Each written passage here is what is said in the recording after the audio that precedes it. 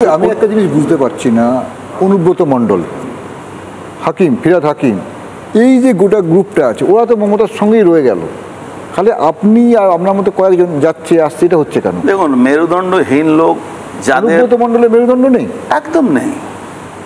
Police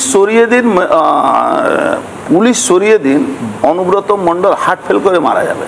ভীতু লোক, প্রচন্ড ভীতু লোক। হ্যাঁ, আপনার একটা এর সঙ্গে ওর ফেস টু ফেস আমার হয়েছিল, আপনার ডিবেট হয়েছে, তখন ও বড় বড় কথা বলছিল, এই শুনো, তুমি আমার পিছনে পিছনে মুকুল রায় আমাকে বললো কি অর্জুন একটু দেখে না, কেন ঘুরছিলে, আমি যদি বলে দিই তো তুমি মুখ দেখাতে পারবে?